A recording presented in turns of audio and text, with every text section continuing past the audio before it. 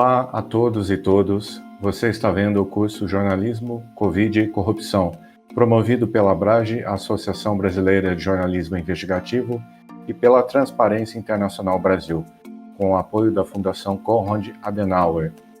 Esta é a nona aula do nosso curso, chamada A Base de Dados da Receita Federal, na qual você vai aprender mais um pouco sobre como são identificadas e como pesquisar melhor as empresas brasileiras. A base de dados da Receita Federal, com mais de 44 milhões de empresas, é uma das principais do Cruzagrafos. Vamos começar!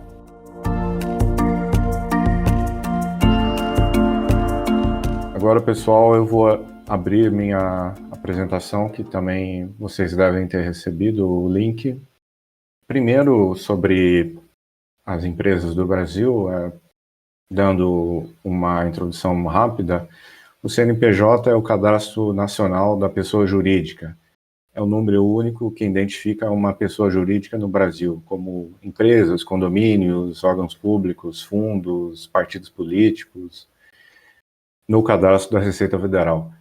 O CNPJ sempre tem que ter 14 dígitos, onde os 8 primeiros formam a base que identifica uma empresa, o que é chamado de CNPJ raiz. Depois, mais 4 dígitos, que formam um sufixo, que identifica uma unidade de atuação da empresa, entre matriz, que é 001, e filiais, que podendo chegar até 9.999.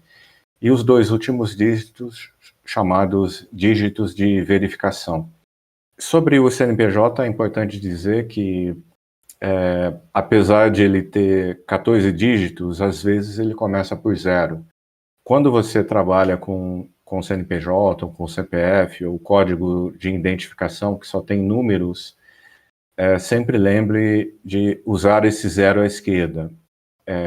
E se, por exemplo, você trabalha nele em uma planilha, trate essa coluna como coluna string, ou coluna caractere, para esse 0 não sumir da sua frente. Agora eu vou mostrar para vocês alguns exemplos de CNPJs no site de consulta principal da Receita Federal. Vou abrir o site, que está na minha aba aqui. Esse link também consta na apresentação de vocês. Por exemplo, esse é um CNPJ de empresa matriz. Ele tem o 001 que eu comentei para vocês. O CNPJ da Odebrecht, que atualmente está em recuperação judicial.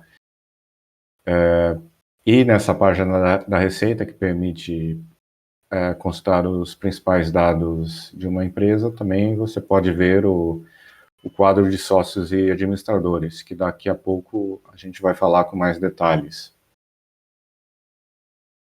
E o outro exemplo que eu coloquei é justamente uma filial da mesma empresa, da Odebrecht.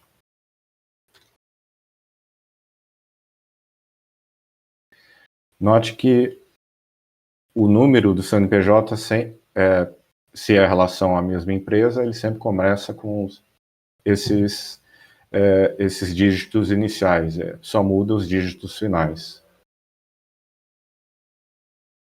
O outro exemplo que eu coloquei para vocês é o CNPJ da Petrobras.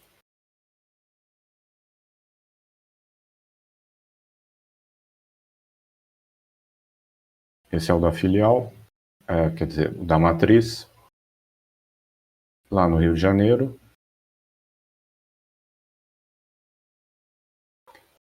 E aqui um CNPJ de uma filial da mesma empresa. Nesse caso, em Pojuca, em Pernambuco. Bom, sobre transparência de empresas.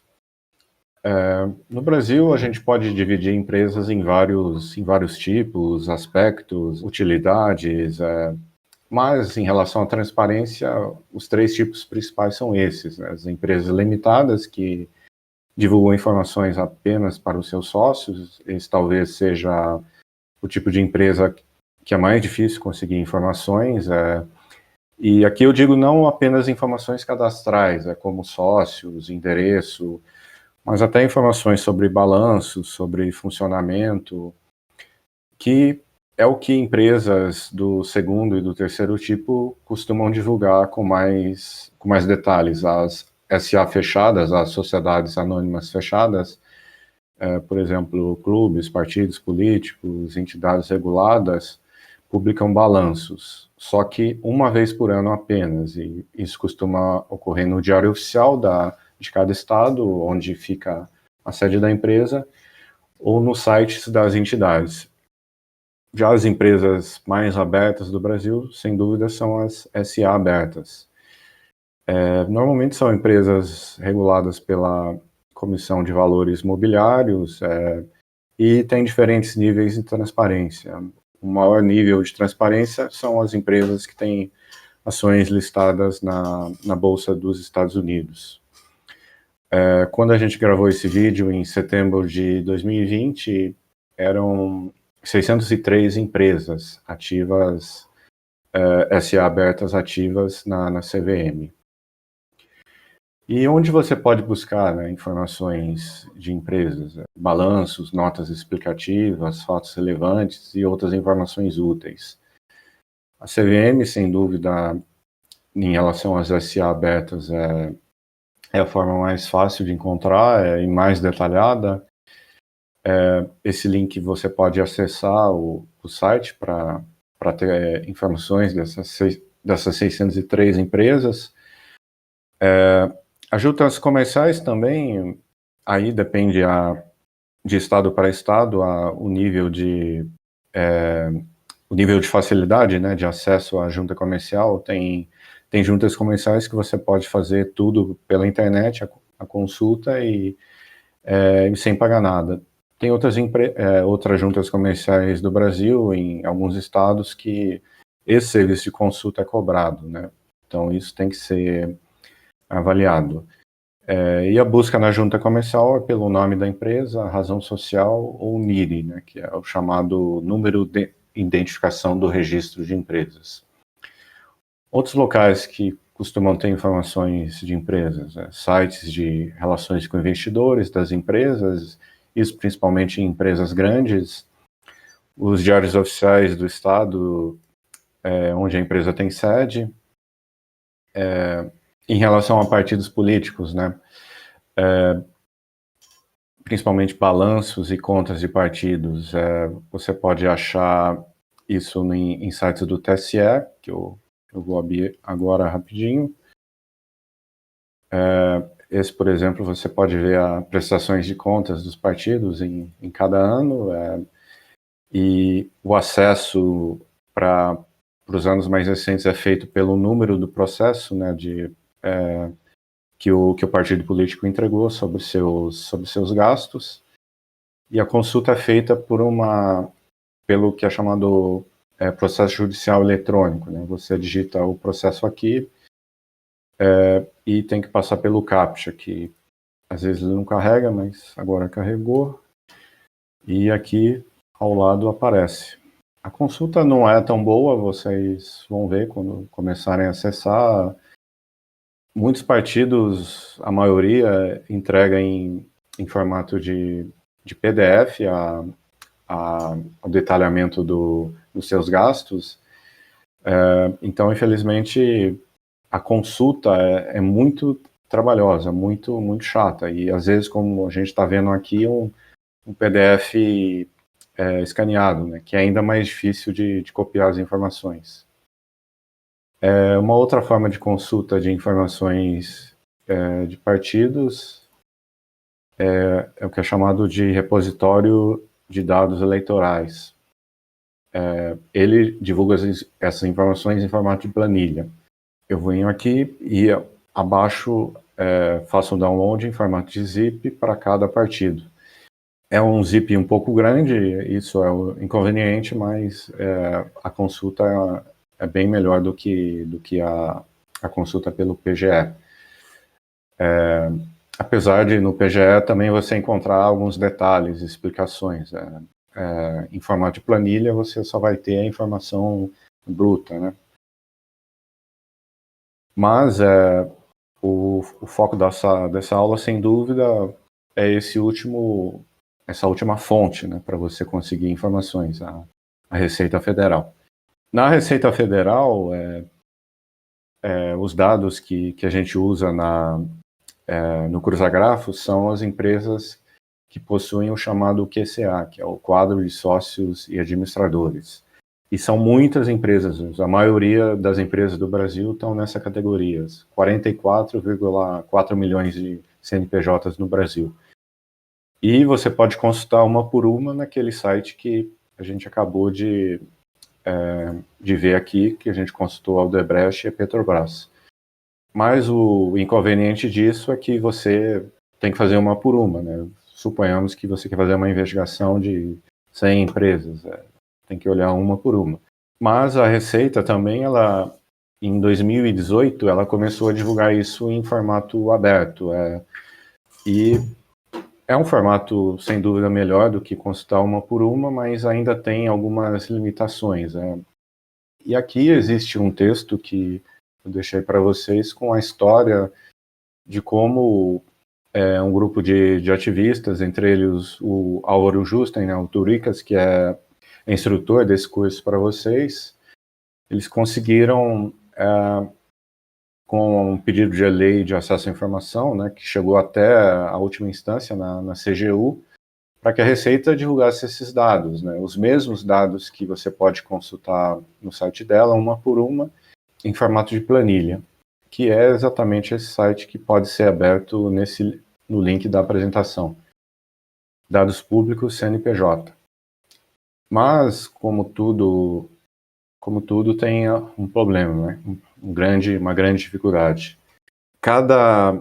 Como é uma base de dados muito grande, né? São 44 milhões de empresas, e se você contar os sócios, então a quantidade de informações nessas planilhas passa de 100 milhões de linhas, né? Então a Receita dividiu esses arquivos em vários zips, né?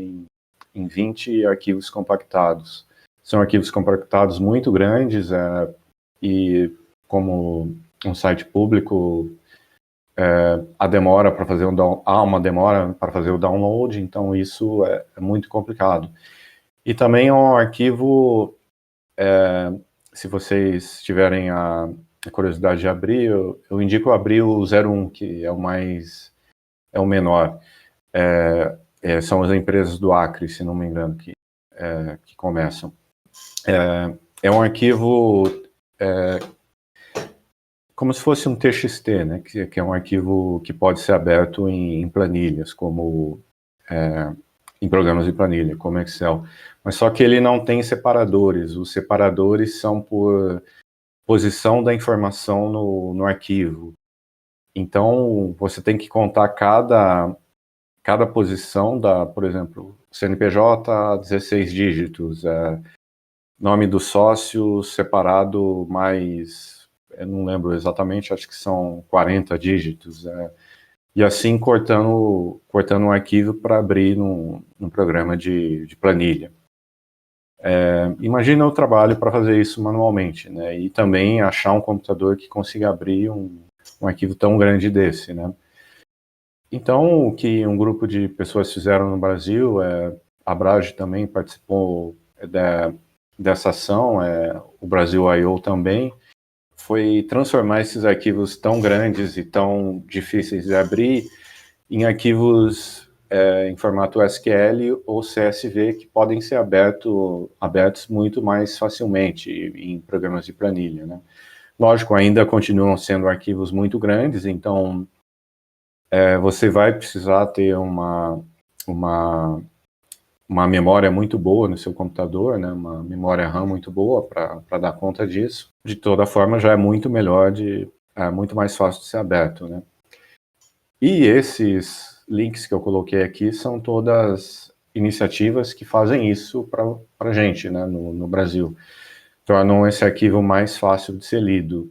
Entre eles, o Brasil.io do Turicas, ele até permite que você consulte diretamente no site. Então, você pode fazer pesquisas por nomes de empresas, pelo estado, para achar diretamente os dados da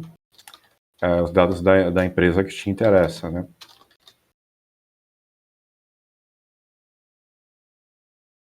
Aqui ele trouxe todas as empresas que tem Petrobras no nome.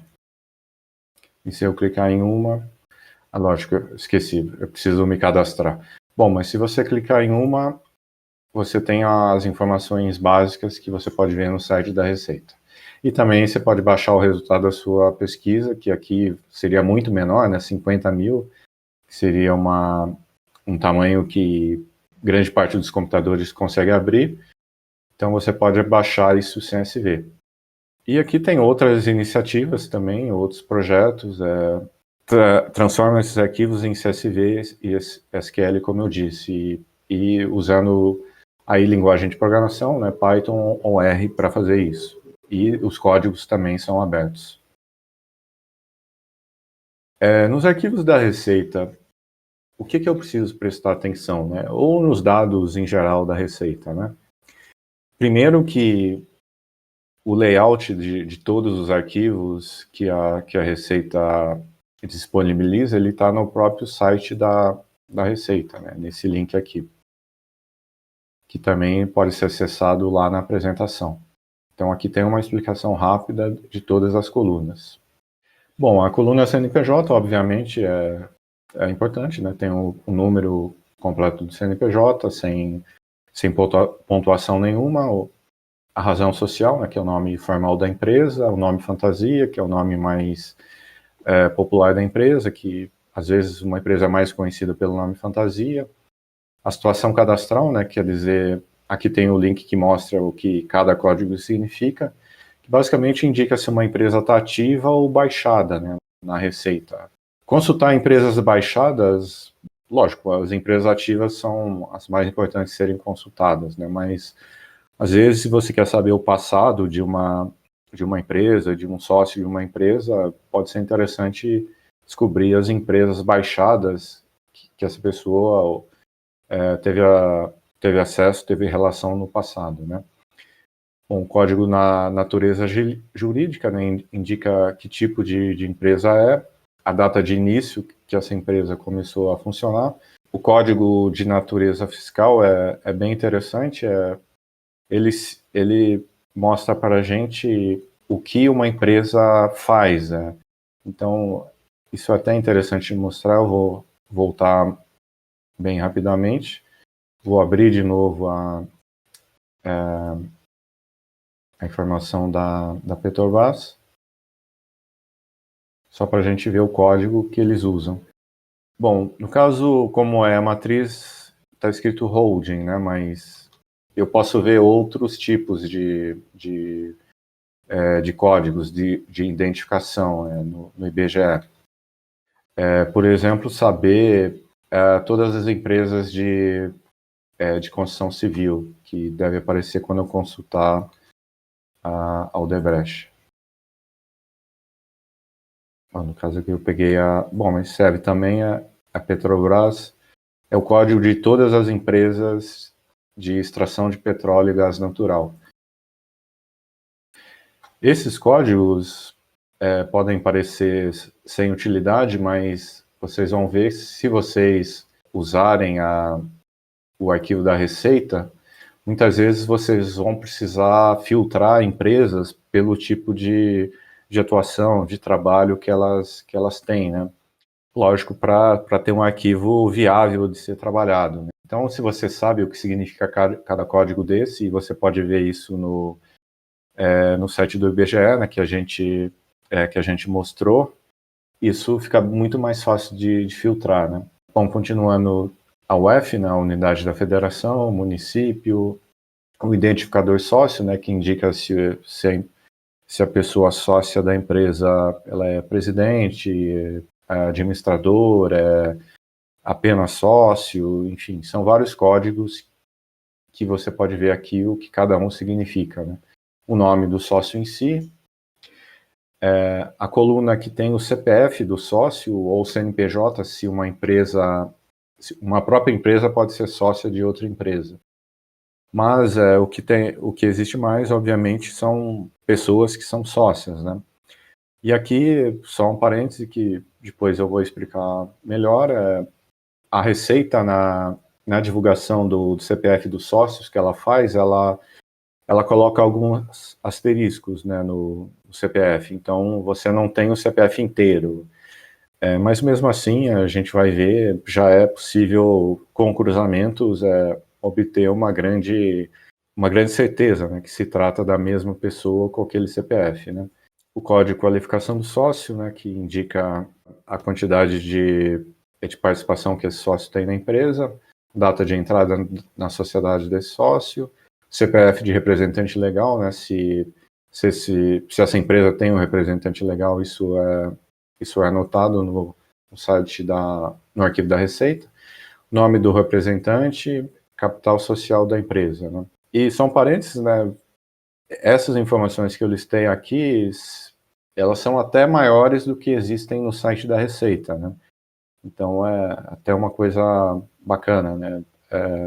Esse arquivo em formato de dado aberto, ou quase dado aberto, ele tem mais informações que o site da Receita. O site de consulta livre, né? Um por um. E aqui eu fiz um recorte já no meu computador com um arquivo de empresas do estado do Amazonas, da cidade de Parintins. Vocês podem acessar por esse link o arquivo diretamente. Aqui o arquivo está no meu computador, então posso mostrar para vocês.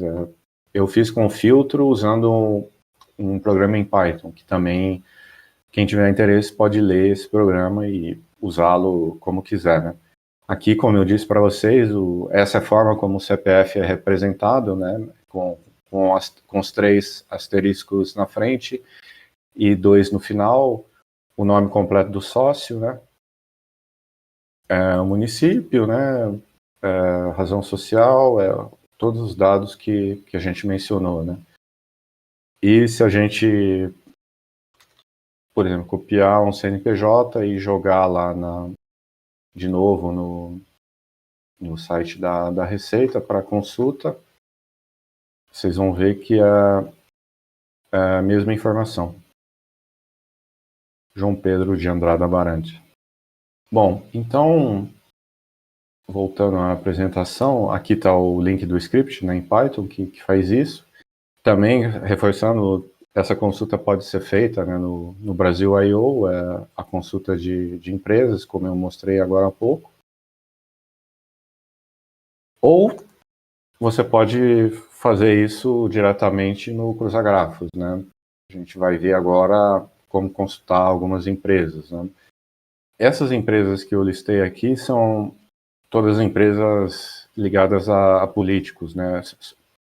Só uma que não. Mas e são todas empresas que em algum momento algum momento foram mencionadas em alguma cobertura jornalística, né?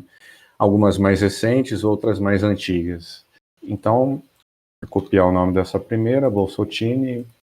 Se eu colar aqui na tela inicial do Cruzagrafos, que vocês já viram em outras aulas, um apanhado de como usar, né? Ele já faz um auto-preenchimento, né, das empresas que foram encontradas com esse nome, e aqui ele trouxe a Bolsotini Chocolates e Café Limitada, né, que é uma empresa que ficou famosa no noticiário, nas investigações do Ministério Público do Rio de Janeiro, por envolver o senador Flávio Bolsonaro, né? E ela tem sócios, o Flávio e o Alexandre Ferreira Dias Santini, né? E uma das particularidades do Cruzagrafos é que você pode ver as relações dos sócios, né? Então, se eu clicar em expandir os nós vizinhos, eu fico sabendo todas as empresas que o Flávio é sócio, né? Criafis Participações, Bolsonaro Digital, e também as empresas, no caso ele não tem, né? As empresas que o Alexandre Dias Ferreira também poderia ser sócio. E como foi dito em outras aulas, saber essa relação, né, de sócios de outras empresas que são que são sócios e por essa sociedade chegam em outras empresas, é importante, né, para uma investigação jornalística, para entender melhor as relações de uma pessoa, né, de uma pessoa pública.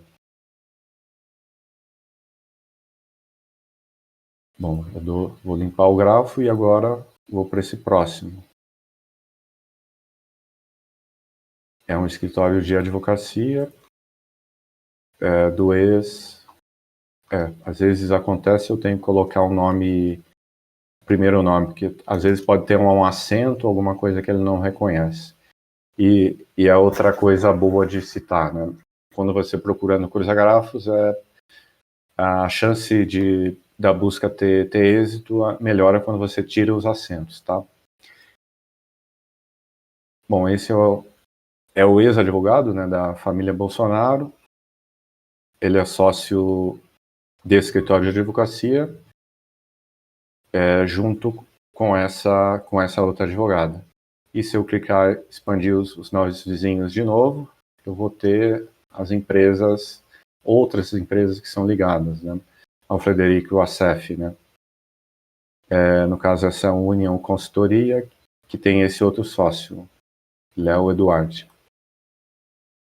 E também, no caso, ela só é sócia dessas. Se eu clicasse aqui, poderia aparecer todos os sócios que essa Solvieg poderia ser também de outras empresas. E lógico, reforçando, se você faz uma investigação sobre uma pessoa pública ou uma empresa de interesse público, saber quem são cada um desses sócios ou cada uma dessas empresas pode te ajudar a entender melhor uma situação de interesse público, né? Uma licitação, uma venda de um contrato público, enfim. Eu estou limpando o grafo. Agora uma empresa do Pará, né? Que também em alguns momentos do noticiário ficou famosa. Bom, como eu disse, às vezes é melhor tirar um pouco, né, do nome completo. Bom,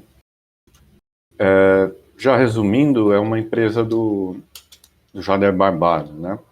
Então vamos tentar achar essa empresa diretamente pelo nome, que é outra coisa que vocês vão aprender no curso, né? Eu posso pesquisar empresas também diretamente pelo nome da pessoa, né? Não digitando o nome direto da empresa, né? Então aqui vocês veem que a Diários do Pará, a empresa que estava na lista da nossa apresentação, ela é uma das empresas que o Jader Fontenelle Barbalho é sócio, né? E se eu clicar nela, eu vejo todos os sócios dessa empresa, né? Que são parentes também do senador, né? Helder, inclusive, é o filho dele, né? Quer dizer, Jader Fontenelle Barbalho Filho, né? Desculpa. Lógico, e aí um parêntese, né, que acontece muito, é comum também políticos serem donos de rádio, jornais no Brasil, né? Então, é outro foco de pesquisa que você pode fazer, né? Descobrir se um político é sócio de uma empresa de comunicação, né?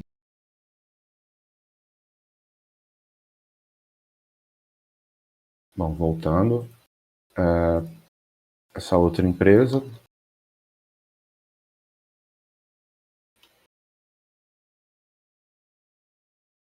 essa empresa tem como sócio o ex-presidente Lula, né?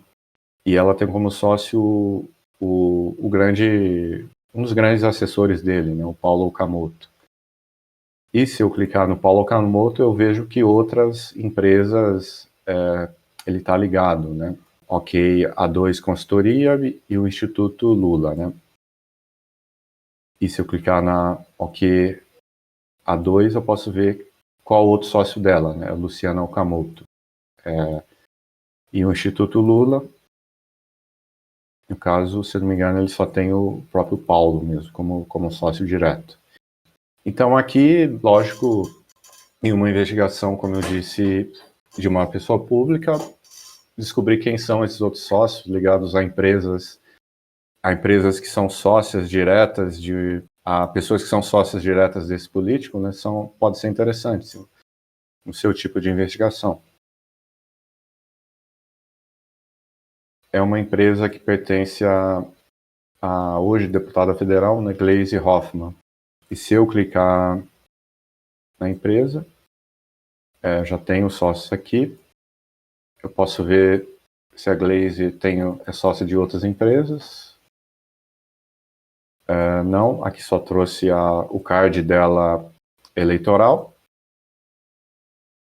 mas eu posso ver se esse Francis, que é o sócio dela na GF Consultoria, ele é sócio de outras empresas. Ele é sócio dessa Comissão de Formatura de Curso de Administração de Empresas, Faculdade Regional Santa Cruz. Bom, não é uma empresa, ao que aparenta, né? Não é uma empresa específica, mas talvez possa ter alguma relação com essa universidade, né? Com essa faculdade. Então é interessante, a gente vai ver um caso daqui a pouco, né? Que ilustra bem isso. Às vezes um político, como eu disse, ele é sócio de uma empresa, junto com uma outra pessoa, e só dessa empresa. Mas se eu for olhar as outras empresas que esse sócio dele direto é sócios sem essa pessoa que é política, eu posso descobrir que essa empresa, por exemplo, recebe pagamentos indevidos ou algum outro tipo de conduta inadequada, né? Então, reforçando, é um tipo de investigação que pode ser feita, né? Bom, aqui, essa empresa de nutrição animal é uma empresa que tem como sócia a ministra da Agricultura, né, a Tereza Cristina, e essa outra pessoa aqui, Maria Manuelita.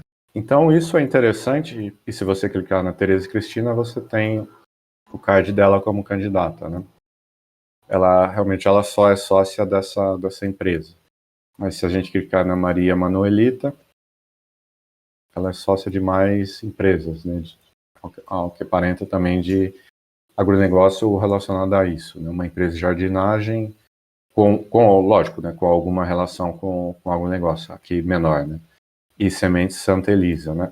Aqui, só pontuando, obviamente, sem fazer mérito nenhum, isso aparentemente pode ser completamente legal, né? Mas tem casos que já foi noticiado na mídia, isso em todas as esferas de poder, é que uma pessoa exerce um cargo de comando para um setor específico da economia e, ao mesmo tempo, ele é sócio de uma empresa, né? Que faz a mesma atividade, né? Então, se você pesquisar, pode existir um conflito de interesse, né? Não estou dizendo que é esse caso, mas é um exemplo de como a gente pode, pesquisando, no caso, um ministro, um deputado, um vereador, né, descobrir se ele tem empresas que têm relação com a sua atividade política, né? Isso pode, em tese, causar conflito de interesses, né?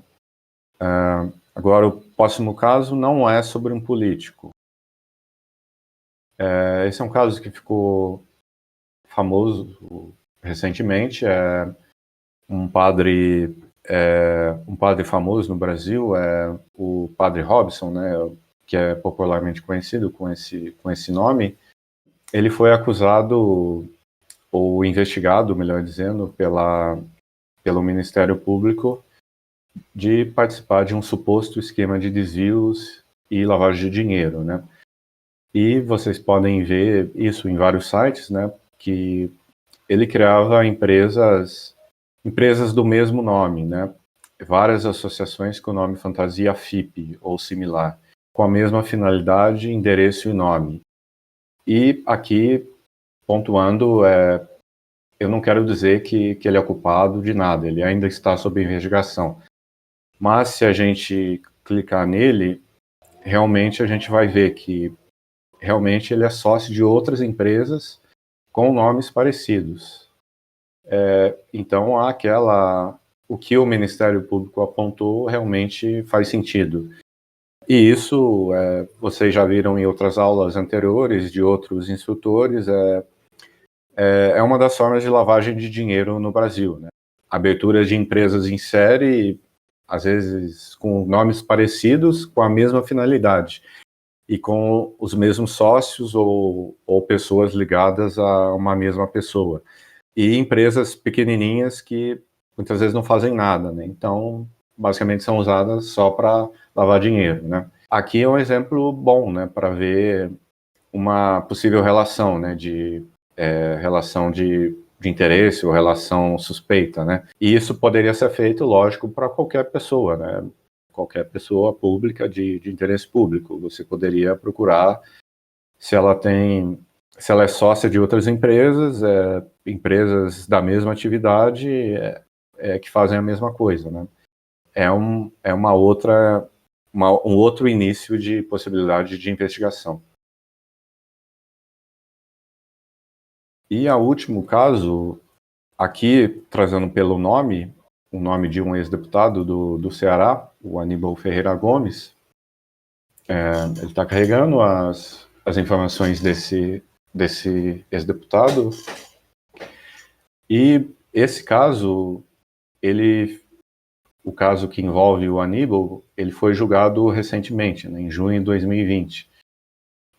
Vocês vão ver no Cruzagrafos, está carregando ainda, ele foi condenado junto com um assessor dele, Luiz Carlos Batista Sá, por corrupção passiva e lavagem de dinheiro. Esta investigação do Ministério Público Federal, ela é a Ação Penal 1002. Ela pode ser lida com mais detalhes no site do STF. Agora carregou, né, os dados do Aníbal Ferreira Gomes, ele é sócio dessas empresas, né, a Radiodifusora do Vale, Gomes Silveira Agroindustrial, Satel Serviços Agropecuária, Agropeixe. E o Aníbal é um ex-deputado do Ceará, como eu disse. Recentemente ele foi condenado no STF, né, em um caso de corrupção passiva e lavagem de dinheiro, junto com um assessor dele, Luiz Carlos Batista Sá. Basicamente o caso que pode ser lido com mais detalhes no STF, a Ação Penal 1002, ela trata de um recebimento de propina, né, para conseguir uma obra uma obra na Petrobras. E essa propina teria sido recebida no exterior, por meio de offshores, né? No momento, o Cruzagrafos não tem dados de offshores, é algo que a gente gostaria de trabalhar no futuro. Mas a gente pode ver que mesmo com os dados que o Cruzagrafos tem hoje, eu consigo ter pelo menos um indício de algo suspeito, né, que possa valer uma investigação a mais. Porque se eu clicar em expandir nós vizinhos, eu tenho todas as empresas que também fazem parte desse núcleo, né, do Aníbal. As empresas, deixa eu achar ele aqui para mostrar para vocês. Eu até me perdi, são tantos sócios nesse caso.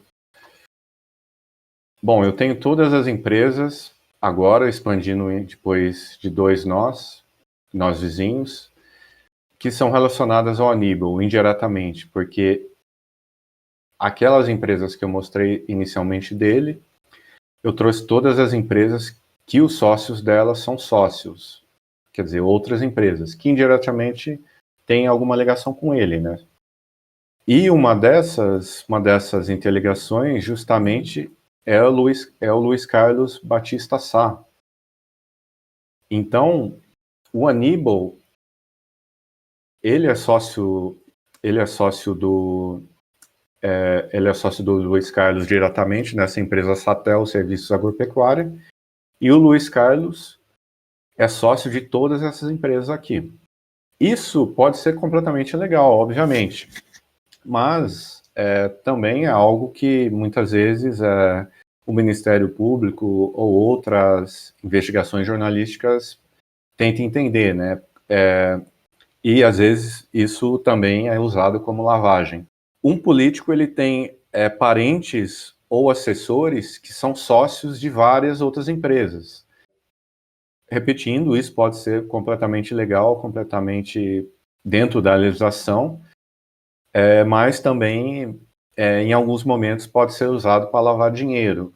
Então, essa é uma dica interessante, né? Se você investiga um político, muitas vezes conhecer quais são os assessores dele e aí procurar que empresas esses assessores são sócios, ou descobrir quais são os parentes desse político e descobrir quais empresas esses parentes são sócios, pode ser uma forma de encontrar conexões de lavagem de dinheiro, ou, como eu disse no início da apresentação, também de possível recebimento de vantagens indevidas, né? Por exemplo, uma empresa que recebe um contrato, né? Agora, voltando para a apresentação, aqui tem alguns outros exemplos de trabalhos que usaram bases da Receita Federal, né, para fazer investigações. Esse, por exemplo, são 3 exemplos que eu participei, né? A gente pesquisou empresas do Rio de Janeiro que têm ou tinham como sócio empresas privadas de segurança, né, que tinham como sócios políticos, policiais, enfim, uma série de conexões que poderiam significar um possível uso, né, de informações privilegiadas ou ou tráfico de influência, né. Esse outro trabalho é o chamado Ruralômetro. A gente fez um banco de dados na Repórter Brasil sobre a bancada ruralista, né, tanto na Câmara de Deputados quanto depois no Senado. E você pode ir cruzando os dados da Receita, você pode descobrir quais são as empresas, né, desses políticos. E na Abrage, recentemente, a gente fez um trabalho que esse trabalho vai ser comentado mais na aula sobre contratos da saúde pública, né? A gente fez uma aula para descobrir pagamentos do Ministério da Saúde carimbados como combate à Covid-19, né? E cruzando os fornecedores que recebiam esses pagamentos, por exemplo, a gente pode descobrir empresas que têm como sócios políticos, né? E, lógico, também com os dados gerais isso a gente vai ver na aula também, né? Descobrir quais órgãos públicos ou quais fornecedores mais recebiam dinheiro para combate da Covid-19, né? E reforçando, né, numa investigação numa base da Receita Federal, né, os campos mais importantes e que normalmente fazem parte, né, de um cruzamento. Vocês vão ver isso quando vocês estiverem mais amigáveis com essa base, né? O CNPJ, razão social, nome fantasia, o CNPJ, CPF sócio, nome sócio e os campos de localização, né? Esse é um ponto bem importante. Esse trabalho que eu fiz na Intercept Brasil com mais 2 colegas, usando a base da Receita, a gente consegue, como vocês viram, o endereço da empresa, né? E muitas vezes eu descobri empresas que funcionavam em endereços muito pequenos, muito isolados, que não aparentavam serem de endereços de uma empresa de segurança, né, uma empresa de segurança privada.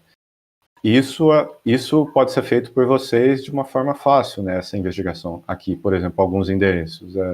Esses endereços estão cadastrados na Receita Federal, mas não aparentam em nada serem locais de empresas de segurança privada, né?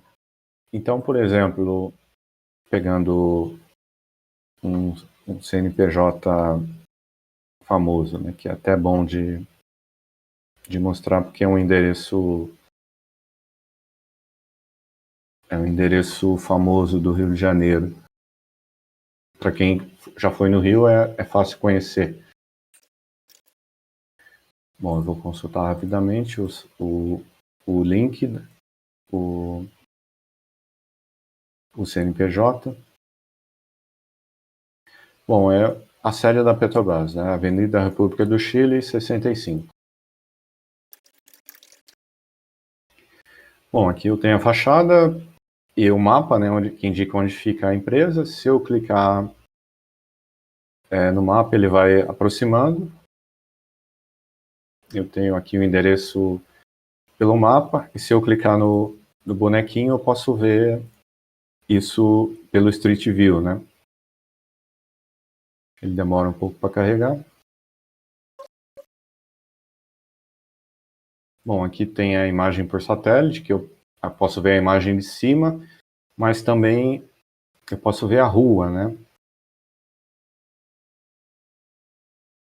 No caso, eu tenho a rua, né? E eu posso ver quem são os vizinhos. Lógico que aqui é uma empresa muito famosa, então, obviamente, a gente vê rapidamente onde ela fica. Também é um endereço famoso do Rio de Janeiro, né? Aqui tem a Catedral.